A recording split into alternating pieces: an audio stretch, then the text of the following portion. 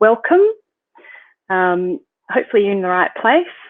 You're here for the GPRA webinar on negotiating your employment agreement and navigating the NTCER. I'm Melanie Smith, and I'll be taking you through a bit of an intro to the somewhat confusing, complex, and at times very frustrating world of GP registrar employment in private practice.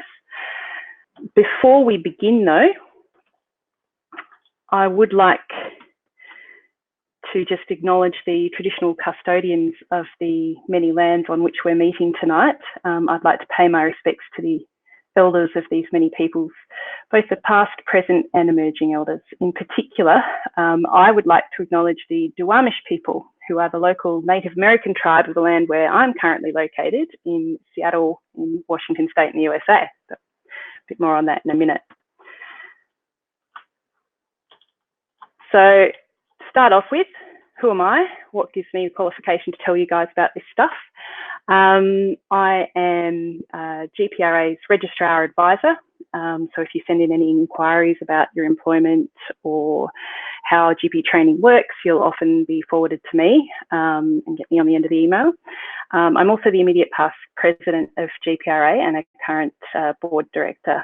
In my past life, when I was in training, I trained in Adelaide and was a registrar with GPEX, the RTO there, and I was a registrar liaison officer for them for a couple of years. Currently, I'm a trailing spouse. I'm living in the United States. My husband is working here, so myself and the kids have come along as well for a little while. And I do a bit of actual GPing intermittently when I get back to Australia, and I've just come back from a couple of weeks in Adelaide just a few days ago. So I still don't really know what time of day or night it is, but it is supposedly about midnight here in Seattle. So what are we trying to do here tonight? Basically, we want to use this webinar to explain to you a little bit about what the NTCER is and how it applies to you. Hoping to get you kind of familiar with the common terminology we use and the many, many acronyms you'll come across in GP training. We want to give you an idea of what your minimum entitlements are when you're employed as a registrar in private practice, and give you a bit of confidence to help you negotiate perhaps more favourable employment terms than the actual minimum entitlements, and give you an idea of what some of the issues are that you might come up against in this process, and kind of get you prepared for your upcoming term placement, because I guess a lot of you are probably going into GPT-1 in the first half of next year. Some of you may have already been in practices and have already had to go through some of this, but still have some questions. But hopefully this will leave you better prepared for the process that you may well be going through right now in terms of negotiating your employment for your next placement. As I said earlier, please submit any questions you have in the chat box. And we will try and answer those along the way, and we'll have some time for questions at the end.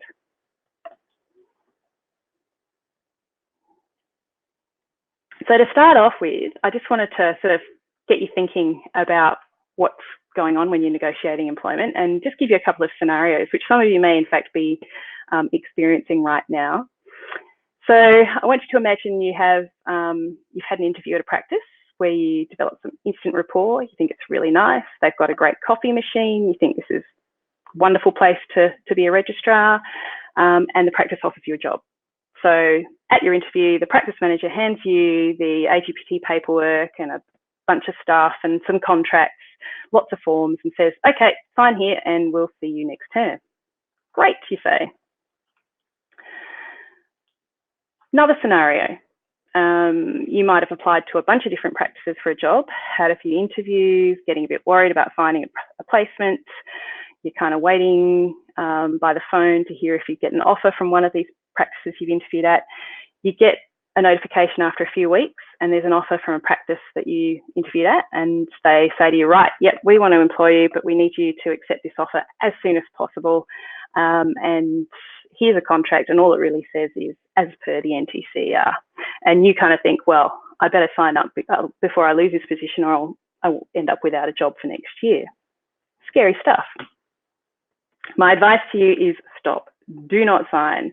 Do not feel pressured into signing any contracts. It's really important that you take your time, understand what's in the contract, what you're signing up to, and if possible, negotiate anything that you need changed.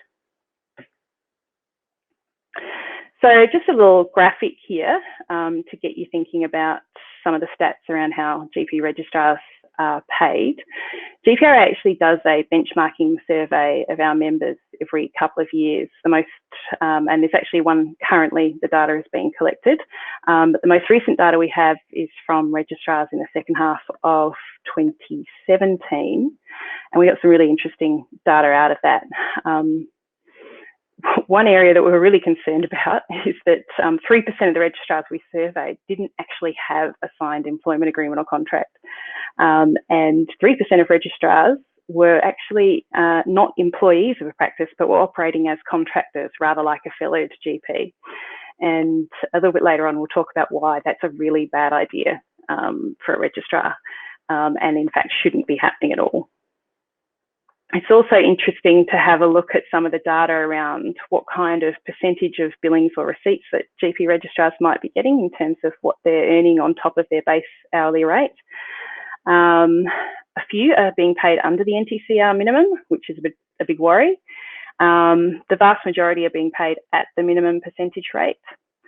Quite a significant amount are actually being paid above the NTCR minimum, and some people don't even know if they're being paid according to NTCR at all.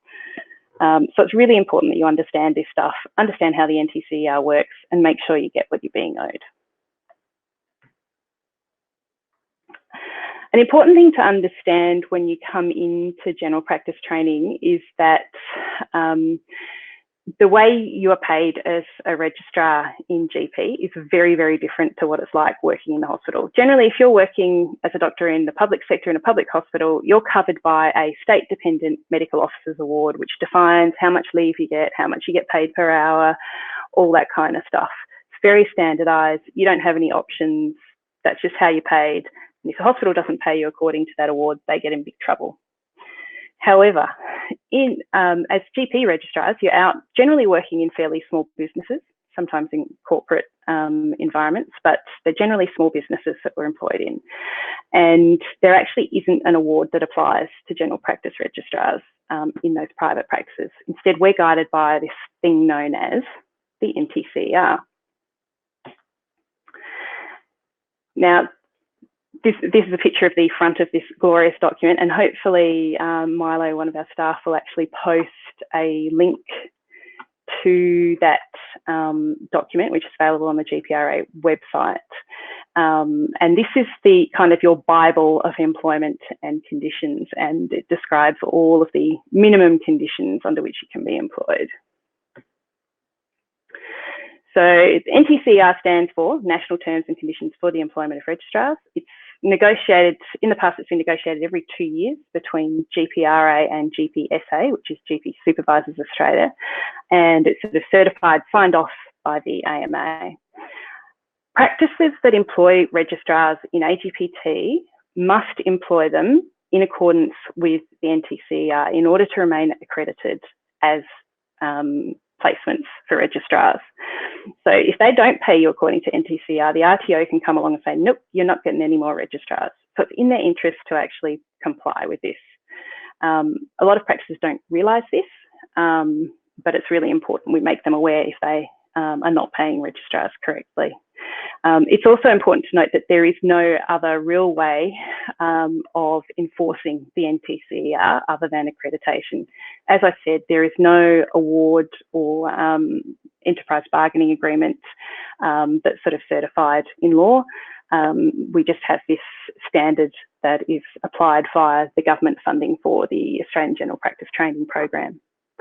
The NTCR itself is not a contract.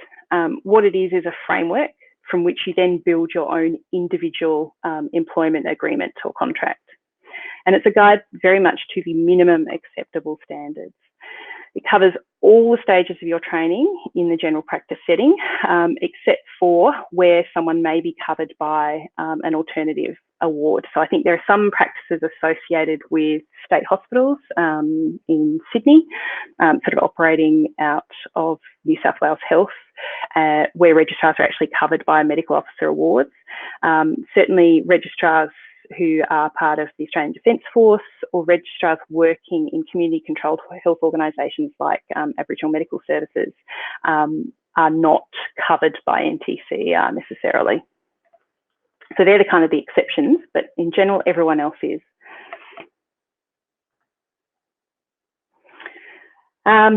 So you may have heard various bits and pieces in the medical media over the last year.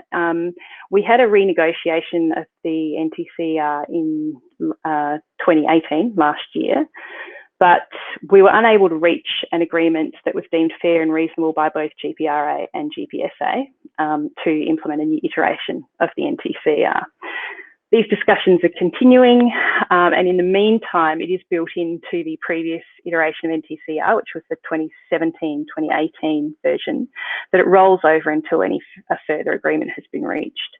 That said, there is some indexing to in base rates of pay indexed to Medicare rebates for level 23 consultations. So when the Medicare freeze was removed earlier this year, there was a slight bump in the base hourly rates for registrars, and that will continue. At the moment, GPRA is working pretty hard, working with various stakeholders in the GP training space, evaluating a bunch of different models of employment and funding for GP training. So hopefully over the next year or two, we'll see some big changes and big improvements to conditions of employment for registrars. So what do we need to look for when you do get that contract from your practice? What are the really important things to think about? First of all, you need to make sure that any employment agreement abides by the NTCER, that it spells out your entitlements really clearly. Okay, there shouldn't be any doubt about what happens when you want to take leave or what days you're supposed to be working, whether you have to do after hours, what happens if there's a public holiday, all that kind of stuff. You don't want to have any questions left kind of out of being put in writing in your contract. So it's really important that you take the time to extensively review that document. You can also consider getting a legal opinion, or you can talk to your registrar liaison officer from your training organisation, or you can talk to GPRA if you're unsure of the terms.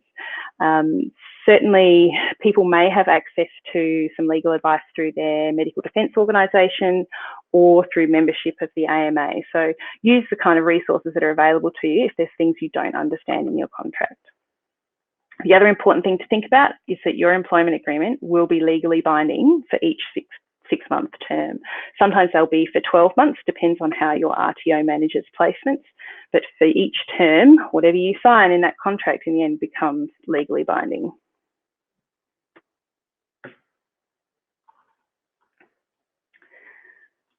So the other thing to think about when you're choosing a practice and thinking about signing your employment agreement is what's actually most important to you. For some people, there are some things about the practice that are really important to them. The location can be really important. You know, the impact that has on commute time, time you get to spend with your family, time you get to spend studying, any other commitments. It might be really important that you have a good teaching environment for you, that you have great supervision. Might be the particular clinical focus of the practice. There might be some special interest in the practice you're going to. You also need to think about whether you're prepared to do after hours work, what days of the week, times of the day you're expected to work. It might be about whether you're going to get access to leave, whether you're going to be able to access some study leave, whether you want to do some courses, whether there are particular times that you want to take annual leave. The other thing you might want to think about is this practice a bulk billing practice, or is it more mixed or private billing? Because that will have a significant impact on your remuneration.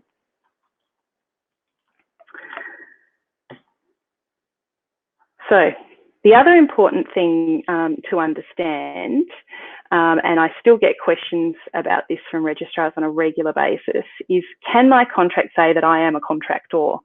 So as many of you probably know, most general practitioners fellowed who are working are actually contractors to a practice. They're not employees as such. So they are contracted to provide services in the practice in which they're working. So they don't get access to things like annual leave, sick leave, they have to pay their own superannuation, all that kind of stuff. Often that's more attractive to practices to have people working there as contractors because they can avoid things like payroll tax.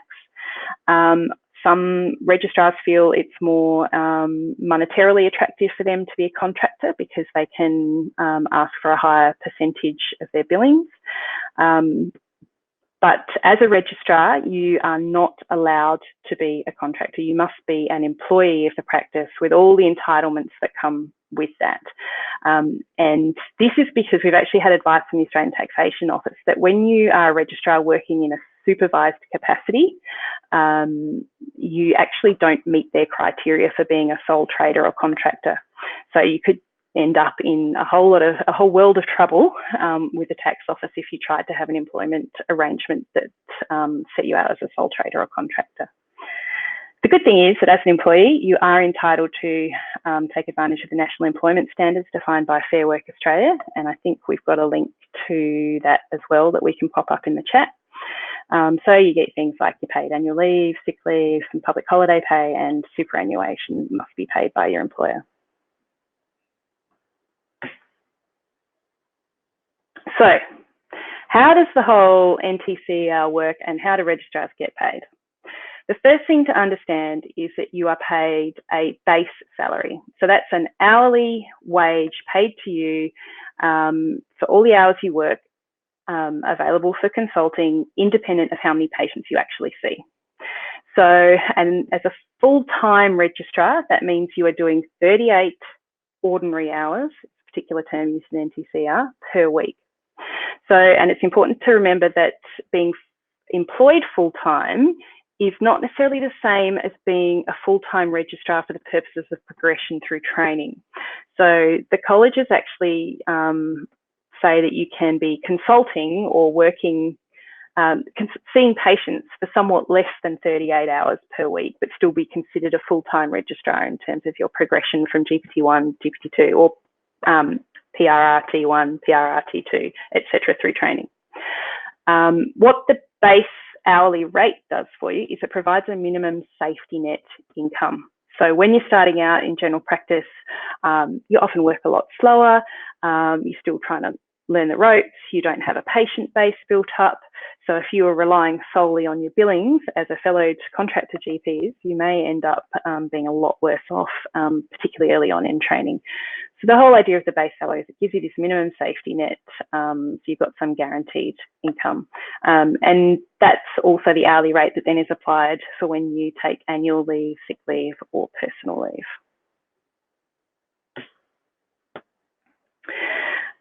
So your normal training hours are defined if you're full-time, you are training for 38 hours per week, which must include, according to the college, 27 hours of face-to-face consulting. If you're part-time, there must be a minimum of 14.5 hours per week of work, including 10.5 hours of face-to-face consulting time, or being available for that.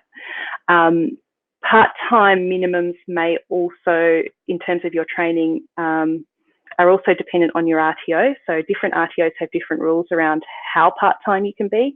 Some RTOs say you can either be 0.5 full-time equivalent or you can be 1.0 full-time equivalent and nothing really in between. Other RTOs say you have to be a minimum of 0.6 FTE as a part-time registrar. It's all a little bit variable. The important thing to note is that if you're, in terms of your full-time status, you have a 38-hour working week.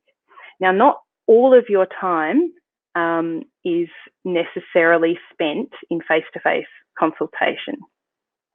So, on my next slide, I've talked about what actually constitutes your ordinary hours or your 38 hours of full-time work. It includes your rostered patient consulting time. It also includes administration time, which is generally regarded to be about 15 minutes per session, or sort of 2.5 hours per week. And that's the time you spend, you know, catching up on notes, making phone calls, checking results, that kind of thing. Your ordinary hours also includes any home visits, hospital visits, or nursing home visits, including your travel time. So all of that time should be paid at your base rate, and includes your teaching time, both your in-practice teaching time and your educational release time. Importantly, meal breaks are not included in your ordinary hours. So if you have a half-hour or hour lunch break during the day, that's not part of your 38 hours per week. As you progress through training, your base hourly rate increases. It starts out pretty low at $38.73 an hour, and then increases up to a max of $49.73 as a minimum. So these are all these base rates. It's important to note. Then you get 9.5% superannuation paid on top of that base hourly rate. Many practices out there will pay a higher base hourly rate. So that's certainly an important point that you can negotiate on in your contract, particularly as you progress through training and you have particular skills that you might be bringing to a practice.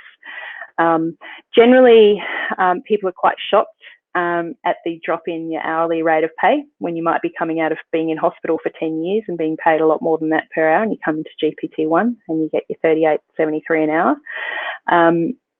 Most registrars will fairly quickly find that the percentage of billings will kind of make up for that fairly quickly. But we'll talk a little bit more about that in a sec. So what is this whole percentage of billings that we keep going on about all the time? As a registrar, as per the NTCER, you are entitled to a bonus payment of percentage of patient billings or receipts where it exceeds your base hourly rate. So basically at any point in time, over a defined period, a comparison is made between what are your base hourly rate payments that you would have received for that period of time versus how much did you bring into the practice in terms of patient billings. A comparison is made between those two and you basically get the greater of those. The way it effectively works is that usually you'll be paid your base hourly rate for a stipulated period. That might be for a fortnight, it might be for a month, it can be up to 13 weeks. And at the end of whatever that period is, a comparison is made between sort of your designated percentage of billings and what you've been paid. And then you might get a top-up payment at the end of that period.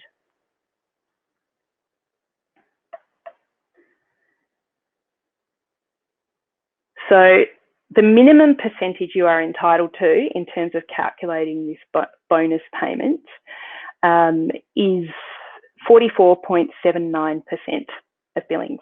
Then superannuation is calculated as an additional 9.5% of that on top. So effectively, your total remuneration in terms of percentage is 49.05%. But for the purposes of calculating your gross pay exclusive of super, we think of a minimum of 44.79%. Now, this percentage payment is negotiable, and you often find that registrars, as they progress through training, will be able to negotiate a slightly higher percentage. So there'll be some registrars who might be getting 50% or 55%.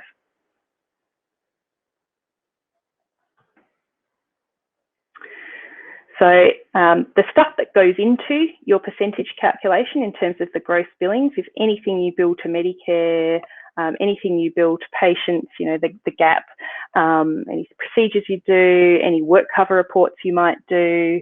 There's also things called SIPs or service incentive payments, and there are practice incentive payments, PIPs, where you may be a registrar who's also providing some obstetric and anaesthetic services. Usually this is occurring for rural registrars, but there are some payments made to the practice overall if a practice is providing those services. SIPs and PIPs are a little bit confusing, and a lot of SIPs seem to be disappearing. A lot of the PIPs are changing. So some of that stuff is becoming less relevant, but certainly if you see anything in your contract regarding SIPs, any SIP payments should go into your gross percentage calculation. It's really important to ask these questions at the interview itself when you're talking about how you're going to be employed. You want to know what kind of a percentage they're willing to offer you, particularly if you have some unique skill set to bring to the practice. So a little bit more on SIPs and PIPs. There's some good references there on the slide to look at in through Medicare. But basically, these are incentive payments that Medicare pays to practices to sort of achieve specific health outcomes and targets. The important thing to remember is the PIPs are paid to the practice, the SIPs are generally paid to the billing GP. And you as a registrar are entitled to include SIPs in your gross billing. A lot of those, as I said, though, are kind of disappearing. So things around asthma and diabetes and things. So another important point when you're negotiating a contract is to get an understanding of the difference between billings and receipts, and whether your practice pays you based on your billings or pays you based on your receipts. So billings are basically the things you've charged. So whatever you've charged to a patient or to WorkCover or to Medicare, basically it's the potential income you've generated for the practice. The problem is that not everyone always pays their bills. So there will be receipts, which refers to the amount of money that the practice actually ends up receiving because of work you've done, may end up as somewhat less than billings. If you are in a practice where a lot of people don't kind of come back and pay their bills, you know, they've been charged a gap and they say, I'll come back and pay that tomorrow, and they never do. Or the insurance company's slow paying for the reports you do. So receipts are generally can be a bit less than billings.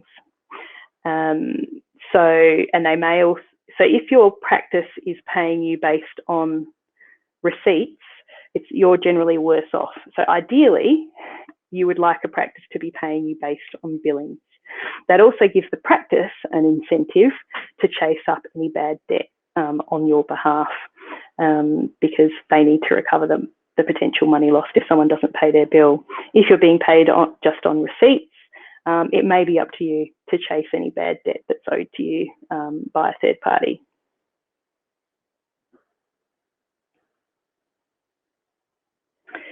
And so this slide's just talking a little bit more about why it's important to try and get a contract that defines that you're paid your percentage based on billings. And it's also a really important thing to note that you have to be able to know what your total billings are. This can be easily generated from any practice software, and you're actually legally entitled to know this. You should be able to bring up every day a list of all item numbers, particularly Medicare item numbers that have been billed under your provider number, because you need to be able to check that they are correct and that no errors have been made, because you will be liable to pay money back to Medicare if you're ever audited and errors are found. So I certainly hear from a lot of registrars who say, I don't know how to access this, or my practice tells me they can't, so I don't know how much I'm billing. That's completely not on. You need to be able to know how much you're billing in order to make sure that everything is kosher in terms of what has been billed under your provider number. So once we've worked out whether we've been paid on billings or receipts, we need to think about this reconciliation period. And this is where the famous 13 weeks comes into your pay calculation. So as employees, as I said, you're paid a base hourly salary over a defined period, and then a comparison is made between the hourly rate and the percentage, your 44.79% of what you've brought in. And then the comparison's made and you're paid a bonus. If you haven't billed enough, if you haven't billed as much as your base hourly rate, you don't have to pay any money back. That's why we have the base hourly rate. That's to provide a safety net and a guarantee. And as per the NTCR, the least frequent period over which this reconciliation can be done is 13 weeks. Now, it's generally in your best interest to negotiate a shorter cycle. And certainly from our benchmarking data, we know that the majority of registrars are paid at least monthly, if not fortnightly or weekly. So more than, I think it's about 60% of registrars are actually paid more frequently than every 13 weeks. So it's certainly possible, and many practices will be happy to have a shorter billing cycle, and it actually makes their lives a lot less complicated if they do that. And I'll kind of explain in a little bit as to why a shorter billing cycle is better for you. So, down. Okay, there's a little bit of data that I just talked about in terms of around 60% of registrars getting paid more frequently. So, in order to explain why it's better for you to have a shorter billing cycle, I'll give you this little example. So say you have JB, GPT-1 registrar, who's on the basic minimum terms of the NTCER, and income is kind of described here. So each week we've got the weekly billings or receipts that have actually come in, and the hours worked. But for two of those weeks, the registrar went on annual leave. So there were no billings during those 2 weeks, but got paid their 38 hours for each of those weeks. So total billings over the whole 13 weeks was $34,000. Total hours worked 494. So if you do the math, you come up with a total earnings over a 13-week cycle of $15,228.60. However, if they'd been paid and reconciled every 2 weeks, they would have ended up $4,500 better off. And that's because the 2 weeks of annual leave decrease their overall billings. So if it's compared over the whole 13 weeks, you're essentially comparing less billings to the same number of hours, and your billings earnings are actually diluted by the fact that you've taken leave. I'm sure that's clear as mud, but if you run through and run the numbers, you'll see and hopefully understand. So here's an interesting graph from our last benchmarking survey that just sort of gives you an idea of the average weekly earnings of full-time GP registrars. So you'll see that definitely as you progress through training, you do tend to earn that little bit more. Interestingly, there's probably more of a spread of GPT-2s earning a little bit more perhaps than GPT-3s. I wonder if that's because a lot of GPT-3s are in the throes of sitting exams, so they might be taking more leave to study or go and sit exams, maybe concentrating a little bit more on their study.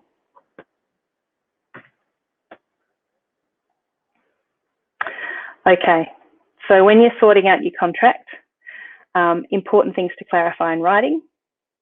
As I have said earlier, it's really important to make sure you clarify your hours of work, your start and finish times, any after hours work requirements, if you have to do any weekends or evenings, when your meal breaks are, how you're going to incorporate any administration time. So you're going to have some slots in your booking sheet blocked out every few hours to give you time to check results and make phone calls, that kind of thing.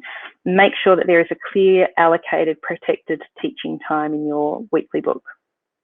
It's really important that you block out that slot both in your appointment book and in your supervisors, because it's really common that GP practices get really busy and teaching kind of gets pushed to the side.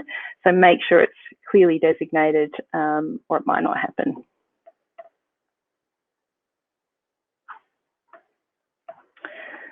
So, for example, you might have a roster that says Mondays to Thursdays you work 8 till 6. You have 20 minutes appointments with one slot blocked off in the morning, one in the afternoon for admin time. You might have a 30-minute lunch break, and you have your hour-and-a-half protected teaching time every Thursday morning. So something like that is nice and clear, and that's the kind of thing you want in your contract. Okay. So, in terms of frequently asked questions we tend to get about this, you might be asked to work more hours than what's agreed to in your contract. As per NTCER, you can decline requests to work additional hours without penalty, but it's good to keep in mind that a little bit of give and take, a bit of compromise can really work in your favour. If you're able to do a few more hours because the practice needs someone to cover because maybe someone's sick or it's a particularly busy time of year, sometimes that can work really well and that you develop a lot of goodwill with the practice, and then when you want to take some time off or work a little less, they're happier to give you that leeway. The other question we sometimes get is that a registrar might be rostered to do every Saturday shift or every weekend shift, whereas other GPs in the practice don't. Certainly weekend work can be a normal part of general practice, but as stated in the NTCER, a registrar's sort of after hours and weekend work arrangements should not be any more onerous than other GPs at the practice. So it shouldn't be the case that you're the only ones working the weekend shifts.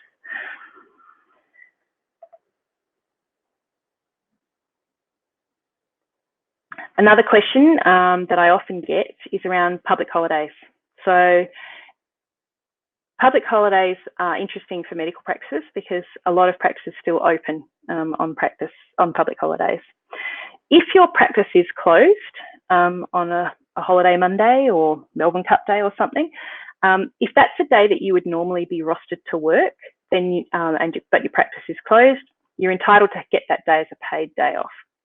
Because that's part of your normal rostered hours for that week. However, if that's a day that you're not normally rostered on to work, you won't get paid. That's just bad luck that you weren't rostered on to the day that became a public holiday. If the practice is open on that public holiday and you end up working, you get paid your normal base rate and the reconciliation with any billings you bring in. And you can get then some time off in lieu on another day, or you can agree with your practice to, instead of getting a day off in lieu at some other time, to get 150% of your base hourly rate of pay, or perhaps a higher agreed percentage with no time off in lieu. So it's probably important to negotiate that early on so it's clear in your contract and you know what's going to happen when you do come across a public holiday. I can see a couple of questions coming through on the chat. I might just finish these little sections and we'll get to our questions soon. But yeah, they look like some interesting ones. Annual leave. Okay, important to understand that as an employee, you are entitled to 2 weeks of annual leave in terms of your normal working hours over those 2 weeks for every 6-month block of training you do. It is accrued through your training. So if you take it early in the term, you may end up actually taking unpaid leave, or your practice may be happy to pay it in advance, assuming that you will accrue it further on through the term. If you don't use some or all of your annual leave during your contract, you can't actually carry that on to the next term, which is a bit of a frustration for registrars who might be doing 6-month terms, but they want to take a 4-week break sometime during a year, in that you can't sort of take, if you don't take your 2 weeks in your first placement in GPT-1, you can't then use it and take 4 weeks off in your GPT-2 term. Instead, you'll actually get paid out your 2 weeks worth of leave at the end of your 6-month contract. You then perhaps could use those funds to take, if your second practice was agreeable, you could perhaps take 2 weeks of unpaid leave, knowing that you've actually already been paid that money in advance to cover your sort of base hourly rate for that time. If you are working in the same practice over a 12-month period, you will get to be able to take your 4 weeks at a time. Can you be forced to take leave at certain times? Yes. So if the practice is closed and it's sort of considered a reasonable request, and often that's sort of things like business being closed over Christmas or New Year's, then you can be asked to use that time as annual leave. And this is just legal as per Fair Work. And it's not uncommon in other industries that people are actually forced to take their annual leave at particular times of the year. Frustrating if you don't want to do that, but unfortunately it's just the way it is.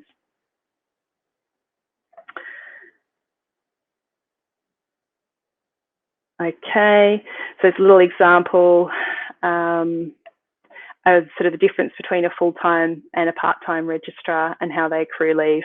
Basically, your leave is prorated. So you get 2 weeks. If you're someone who works less hours per week, you still get 2 weeks. It's just that you're only going to get paid what you would normally be paid in that 2-week period.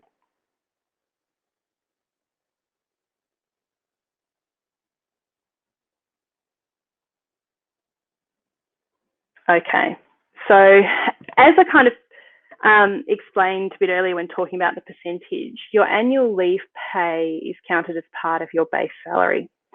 So when your percentage payment comes through, if you're on a longer billing cycle that includes a period of leave, your percentage payment of billings will be diluted by any leave you take.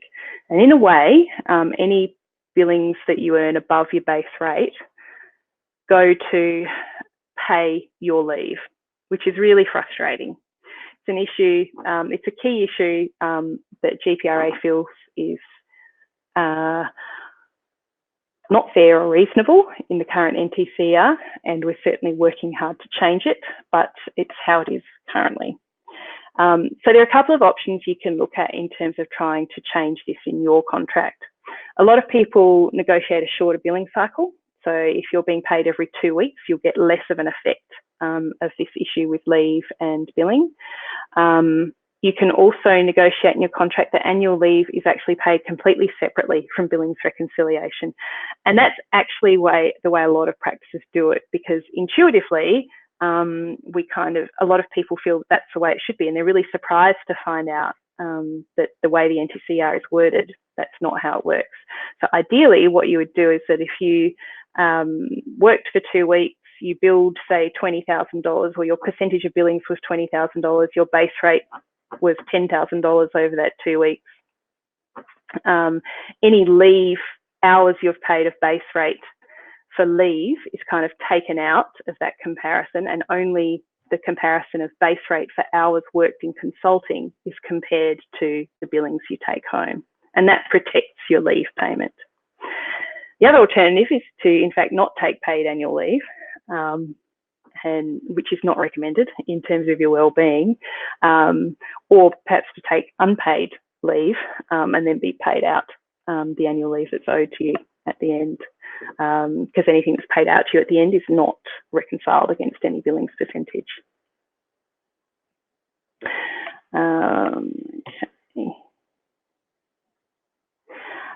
Study leave is another question we get asked a lot. Unfortunately, there is no automatic entitlement to study leave under the NTCER. Many practices will let you take some unpaid leave before exams or to do a course that you may be able to negotiate that it's paid leave, particularly if you're going off to do a course that's actually going to bring back skills that will benefit the practice as a whole.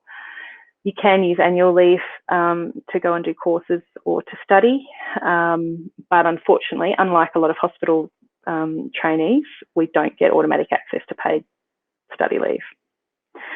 Important also to think about if you're negotiating a contract and you're coming up to sitting your fellowship exams, often they occur around the changeover time from one term to another. So it may be, depending on which RTO you're in, because all the dates around the country are different depending on the state you're in, you may find that your exam is either at the end of your term or very early on in your term.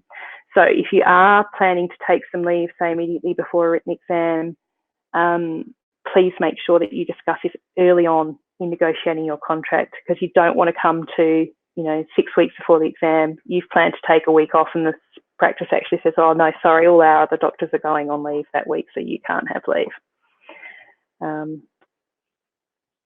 So the other important thing to think about is that if you do take more leave than kind of your basic entitlements, that can interfere with your progression through training if you haven't actually been at work in the practice for sort of the minimum time to qualify you to move on from, say, GPT1 to GPT2.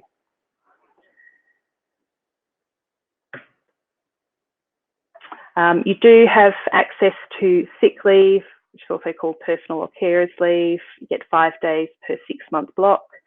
You are entitled to take this in advance. You don't have to accrue it before you are paid it. If, however, you didn't end up accruing what you've already used at the end of your employment, you may have to pay back if you've already taken it but haven't then accrued it. You also have access to a couple of days of compassionate leave. And you can, the other big bugbear we have with NTCER is that unfortunately there is no requirement for your employer to provide paid parental leave. As a GPT registrar, this is a big difference to hospital trainees who, under most hospital medical officer awards, do have access to paid parental leave on top of whatever government paid parental leave schemes are available to them.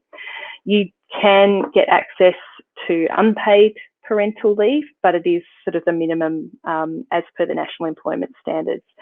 So, you have to have been employed somewhere for 12 months first before you have a right to take unpaid parental leave.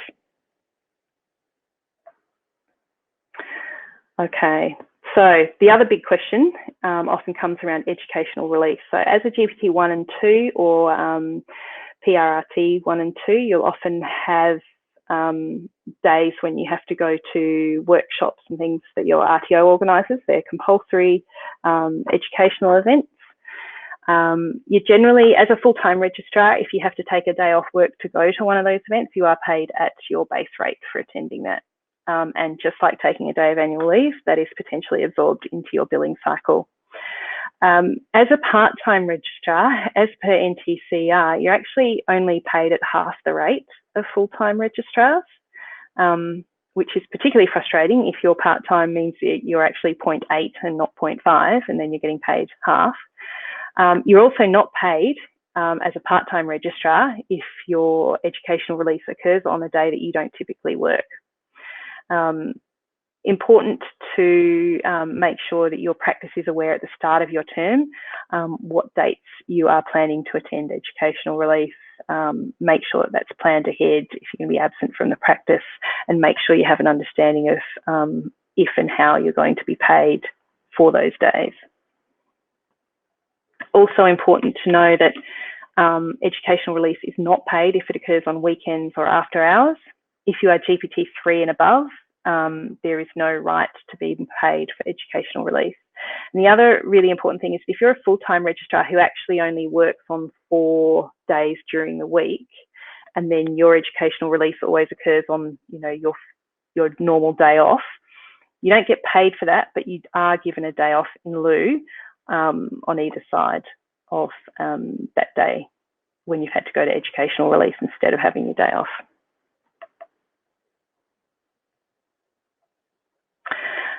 Superannuation. Yes, you are entitled to super.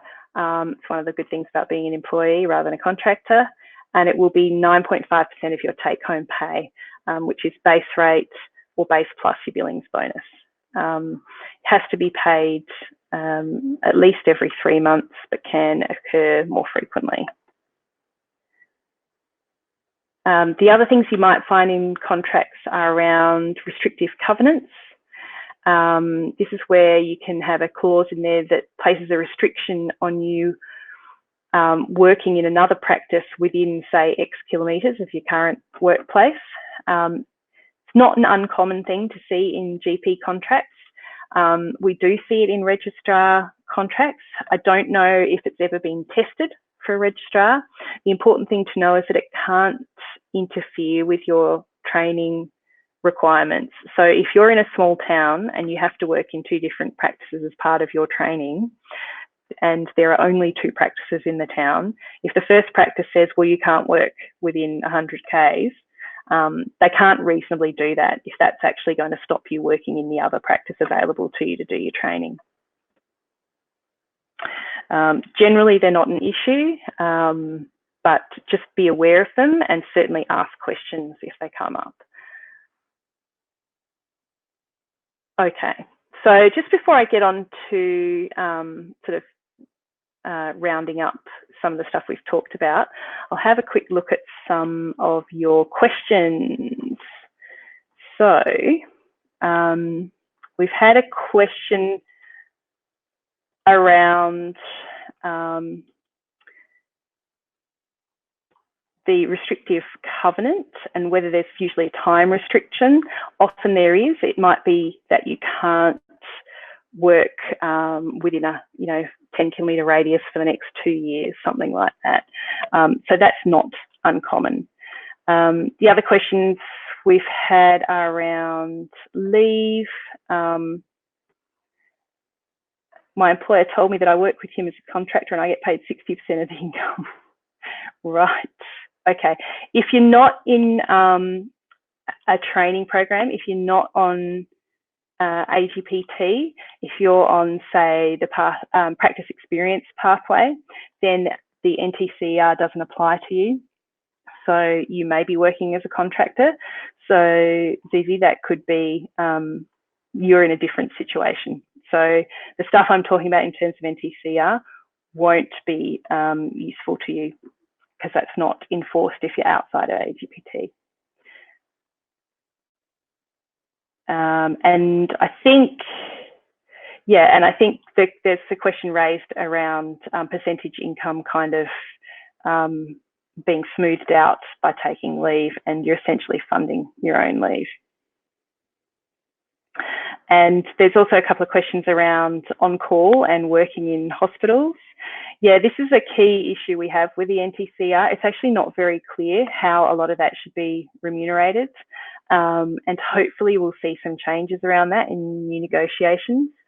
Public holiday on-call is treated like any other after-hours on-call, which I haven't had time to go into much tonight, but I'd be happy to talk more about that if you wanted to email me, Stephanie. And then there was another question around just generally negotiating your employment contract. It can be really difficult, particularly depending on where you are training and where you're looking for a practice. The RTOs around the country vary widely in how you're actually put in a placement. Some RTOs basically don't give you a choice and they say you are going here. Other RTOs, it's a free market and you can go out and apply to whichever practice you want. And a practice might have 30 registrars all applying. So that will obviously affect your power to negotiate. Certainly if you are looking to be placed in an area where there is a shortage of registrars and you might have multiple practices competing for a fairly small registrar pool, you will have more negotiating power. And this is another issue we have with the whole idea of the NTCER and registrars having to negotiate better terms. We're not really operating in a free market. So it's tricky, but a lot of practices are quite reasonable, and you may be surprised if you approach it with sort of respect and clarity of communication. You may actually find you're able to negotiate better terms than the minimum. Okay, so in terms of finding a practice to work in, go back to thinking about the things that are important to you, as we've talked about earlier on, where you want to work, how you want to work. Maybe talk to other registrars who've been in the practice and get some feedback from them as to what they think of it. Do some pros and cons lists, think about your cover letter, think about your CV, make sure you have a really good understanding of the NTCER. We've got a whole lot of resources available on the GPRA website. Make sure you check them out so that you understand the terms. Make sure you understand what your contract says too. The practice should be able to explain everything to you. If they can't, that's a real red flag. They're including clauses that they don't understand. And I have had registrars tell me this, then that's a problem. If they don't understand it, how can you understand it and how can you sign off on it? Think also about what you're prepared to compromise on. Is it location? Is it hours of work?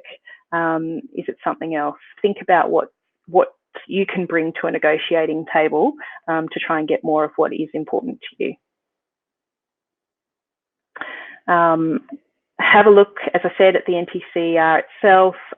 We have some employment agreement templates available on the website, and we have a checklist around negotiation.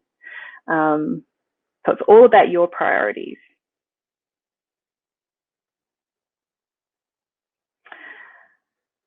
Don't sell yourself short. Really important point. As registrars, we often tend to come into training thinking, I don't know what I'm doing, I'm not worth anything, I'll just take whatever I'm given. I'm kind of used to that from the hospital. But you actually have a lot to offer the practice. Practices are taking you on for a reason. It's not just out of the goodness of their hearts. They're looking for succession planning. They're looking for extra workforce. There are really good things you can bring to the practice. So make sure you value yourself, value what you have to offer patients, value what you have to offer your supervisor and the other people in the practice you're working at. Really important to know what is a deal breaker for you when negotiating. And make sure that everything is in writing. Write them down together. Sit down with the supervisor or practice manager and make sure there's clarity. As I said, only sign if you are comfortable with the terms of your contract. Really read the fine print. Don't let anything slide through the keeper, and make sure that you get it before you start work. I'm shocked at the number of registrars still who end up starting practice and they still haven't seen a contract, and they might not see one for a few weeks until after they started. And ask for help if you need it. You can get support from GPRA. You can often get support from your medical defence organisation. Certainly if you're a member of the AMA, they have a professional services team that can give you some help reviewing contracts, and also talk to your registrar liaison officer at your RTO. Particularly, they're really helpful for issues around how your RTO manages educational relief and part-time stuff. Okay, and there's a reference to our NTCER page on the GPRA website. Lots of good stuff there. And my final message, value yourself. Really important. In terms of, there's a couple of specific questions around individual circumstances. Because we're running out of time here tonight, what I might get you guys to do is, if you've got particular questions around your experience as a registrar and how you're being paid, more than happy to talk through those with you. But I will get you to email through our inquiries page, and I will get back to you in the next day or two and get a few more details. Claire has a question around, when do you negotiate the contract? I think the earlier you start bringing up the terms of the contract, the better. I know some RTOs in the past have told registrars that they shouldn't talk about contract in their first interviews. I actually think that's a real problem, because you need to know some of this stuff before you progress to the next stage. So certainly feel free to bring it up at any stage. And get an idea of, and it might not be that they put the whole contract right in front of you, but get an idea of the kind of terms that they're going to put in there.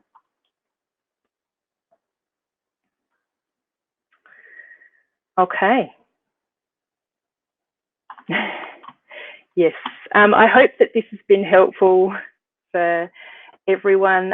We have recorded the session, so you will be able to access it through the GPRA website at some stage, hopefully in the not too distant future. As I said, if anyone has any more questions, please get in touch either via the web form on the GPRA website, or email to inquiries@gpra.org.au, and I'm more than happy to answer individual questions.